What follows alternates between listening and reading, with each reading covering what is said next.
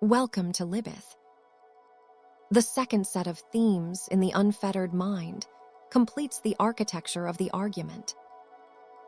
Where the first set established the problem, the abiding mind, the self that watches itself, the attached awareness that cannot move freely through the situation. This set addresses what happens when the problem is resolved, or as close to resolved as a human being in practice can get. Action without hesitation or fixation.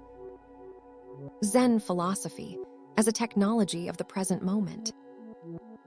Discipline as the path to the very freedom it appears to constrain.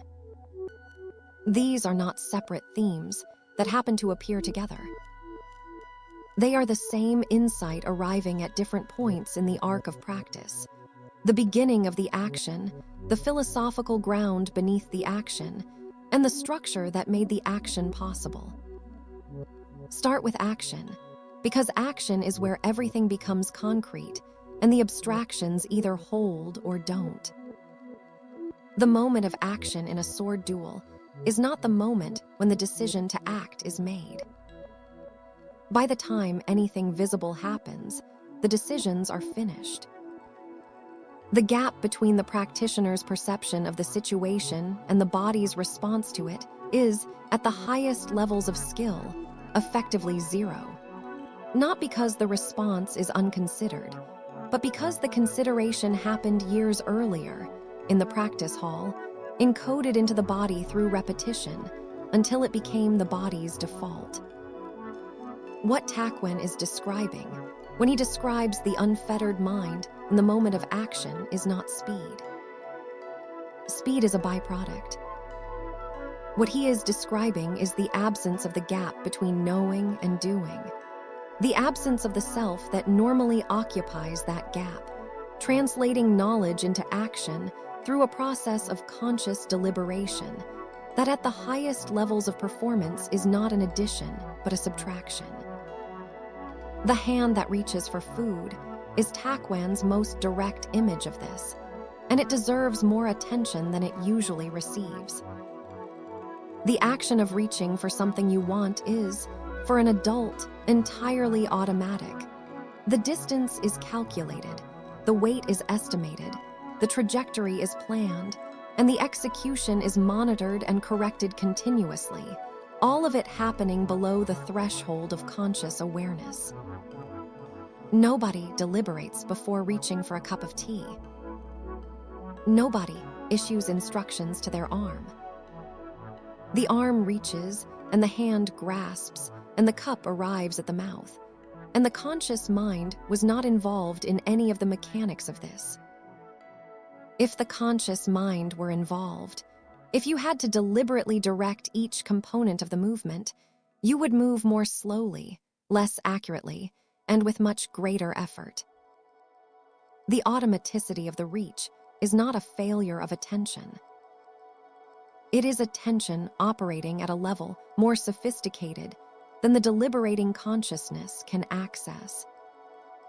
What Takuan is saying is that the sword, the duel, the entire performance at the limit of skill under mortal pressure, should work the same way. The action should arise from the trained body, the way the reach arises from the practiced body. The conscious mind should be there, fully present and fully awake, but not supervising, not authoring. Present as a witness, not as a director. The distinction Takuan draws between reaction and response is subtle but exact, and getting it right matters for understanding what he's actually recommending. A reaction is what the nervous system does when it has been startled or threatened before training has organized the response. Fast, crude, driven by the primitive layers of the threat detection system, optimized for immediate survival in the narrow sense of not being killed right, now even at the cost of strategic coherence, relational damage, or longer-term consequences. A reaction is what happens when the preparation is insufficient for the demand, and the nervous system falls back on its most primitive repertoire. A response in Takuan's usage, is different in its origin even when it appears identical in its timing. The response arises from what he calls prepared emptiness, the state of the body and mind that has done the work, encoded the work below the threshold of deliberation, and is now available for whatever the situation actually presents rather than for whatever the fear-driven reaction system has predetermined. The response can be as fast as a reaction. It can be faster because it doesn't carry the interference that fear introduces, the momentary tension, the narrowing of perception, the dominance of the most evolutionarily ancient threat response pathways over the more sophisticated trained ones.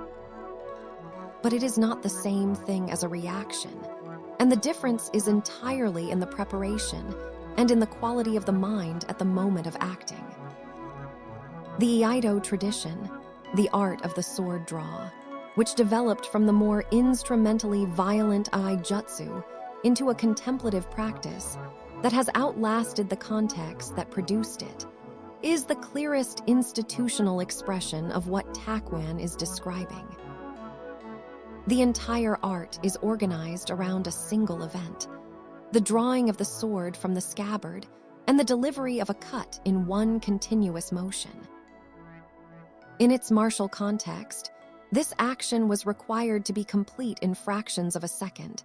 The interval available was determined by the opponent's own action, and any delay beyond that interval was the difference between winning and dying. But the practice of iaidō, as it has been transmitted, is not primarily a practice of speed. It is a practice of unity, of training the draw and the cut until they are not a sequence of steps, but a single continuous event without internal articulation, without the seams between components that mark deliberate assembly. The practitioner performs this action alone, in silence, hundreds of times in a session, thousands of times in a month, until the question of whether the action will be correct has become meaningless, because the action and the practitioner are no longer distinguishable. The practitioner does not perform the draw. The practitioner is the draw, in the moment it is called for. That is what Takuan means by action without hesitation or fixation. Not the absence of thought, but the dissolution of the gap between thought and act, the arrival at a state where the question, "What should I do?" and the doing of it are simultaneous. The Yagyū school's particular innovation in the philosophy of combat is directly relevant here, because it extends Takuan's analysis into the strategic dimension.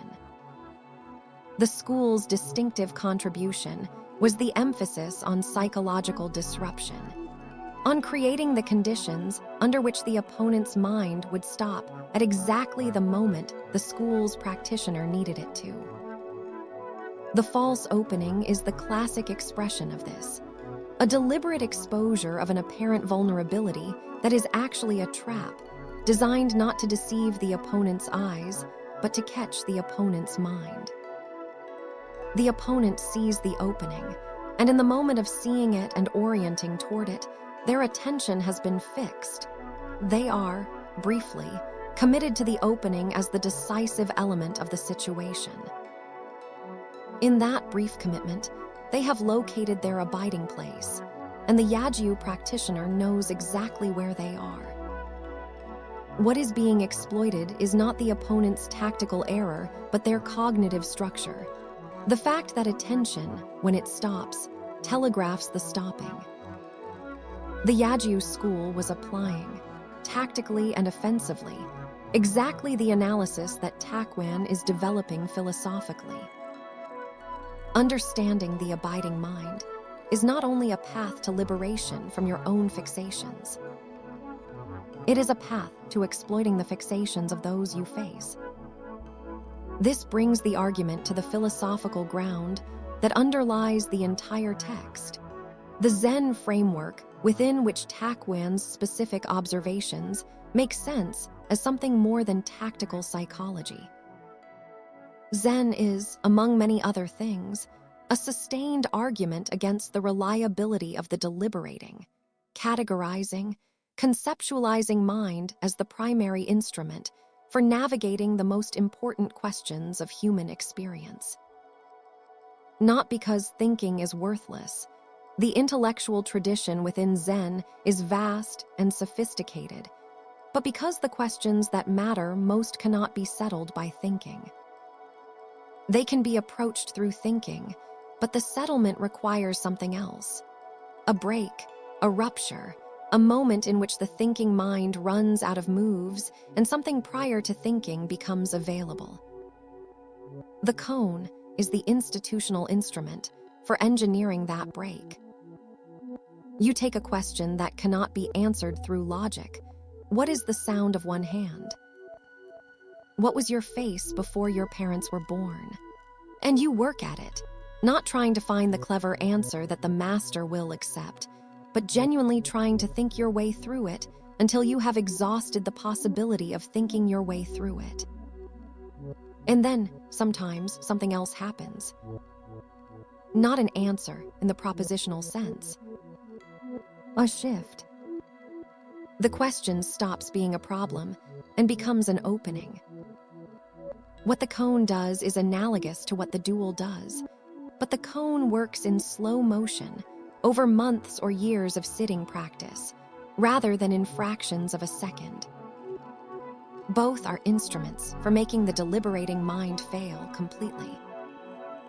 Both are designed to exhaust the self that tries to manage outcomes through knowledge and strategy. Both require the practitioner to arrive at the limit of what their ordinary cognitive resources can do, and to discover that the limit is not the end, but the beginning. That what appears on the other side of that limit is not nothing, but the very thing that was being obscured by the deliberating mind's activity. The dual reveals this in an instant. The cone reveals it over years. The result, if the cone practice works, is what Takuan is pointing toward in the third letter. A naturalness that was always there, obscured by the machinery of self-management that the socialized, trained, identity-maintaining self runs continuously and largely invisibly. The relationship between the sword and the Dharma, between the martial tradition and the tradition of liberation, is the most philosophically demanding claim in the second letter, and it is worth staying with it rather than resolving it quickly in either direction. It would be easy to read the claim as a spiritualization of violence, as a move that makes killing acceptable by framing it as a spiritual practice. That absorbs the warrior's profession into the language of enlightenment in a way that launders its material reality. This reading is not entirely wrong. The text does function, in its historical context, as a document that legitimizes the samurai's role by locating it within a Buddhist philosophical framework. And that legitimization is ideologically useful to a warrior class in search of meaning in a world that has removed its function. Takuan was not naive about this. He was a politically sophisticated figure who moved in the circles where these ideological operations were visible. But there is a different reading that is more interesting and more faithful to the specific philosophical argument the text makes.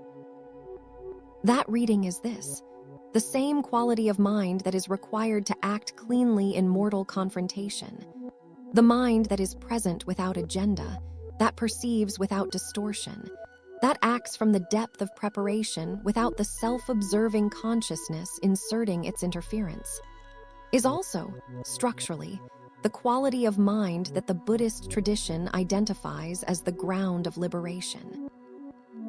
Not because violence is spiritually valuable, but because the conditions of mortal confrontation are, accidentally and structurally, the conditions under which the question of liberation is asked most clearly.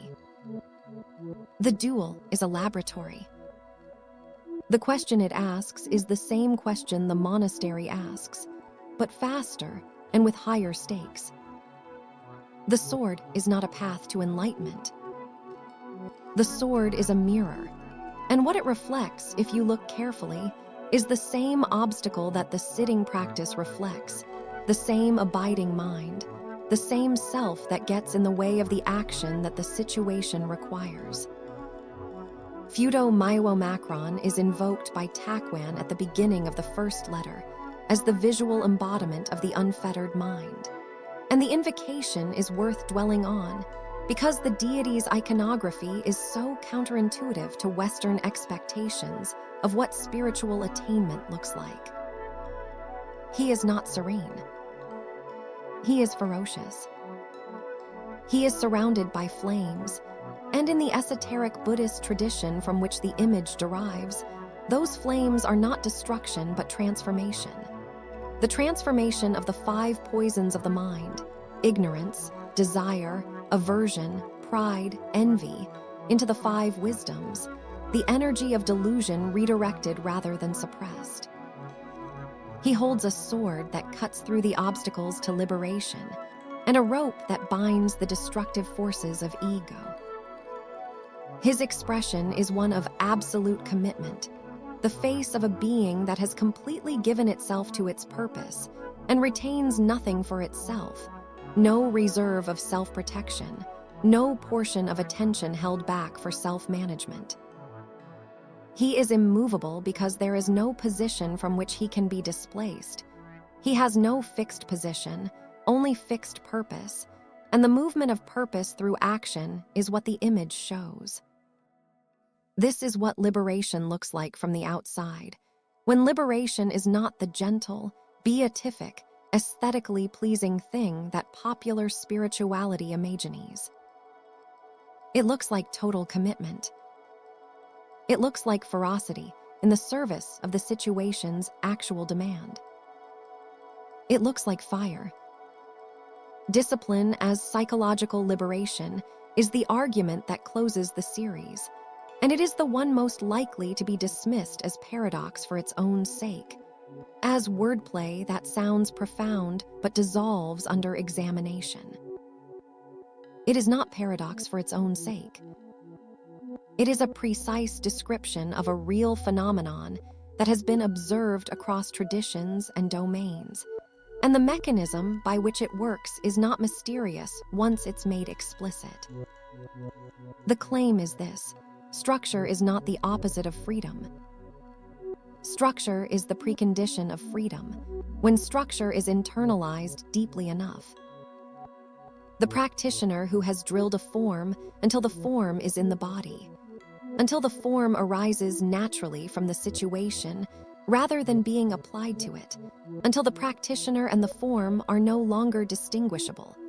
That practitioner has more freedom of action than the practitioner who has never drilled anything.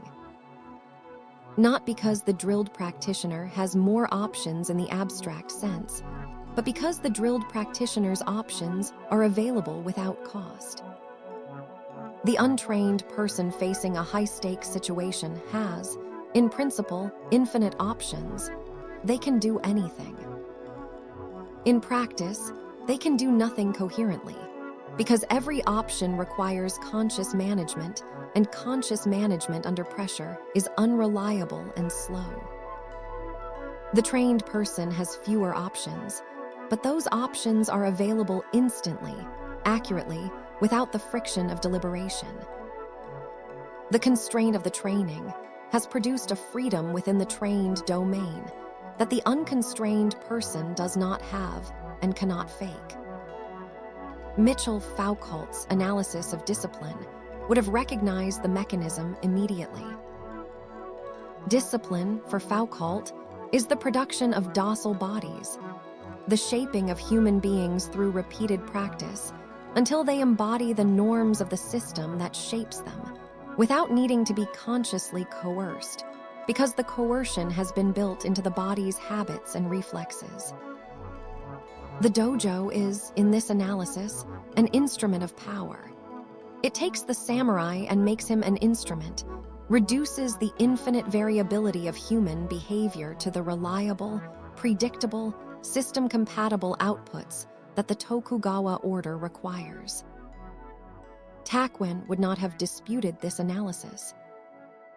He might even have found it useful. But he would have said, follow it further. Because the body that has been shaped by the discipline, once the shaping is complete and the conscious effort of shaping has ceased, is a body that is no longer occupied with the management of its own compliance. The discipline that was imposed from outside has, through sufficient repetition, become the body's own nature. And a body acting from its own nature is not a body under constraint.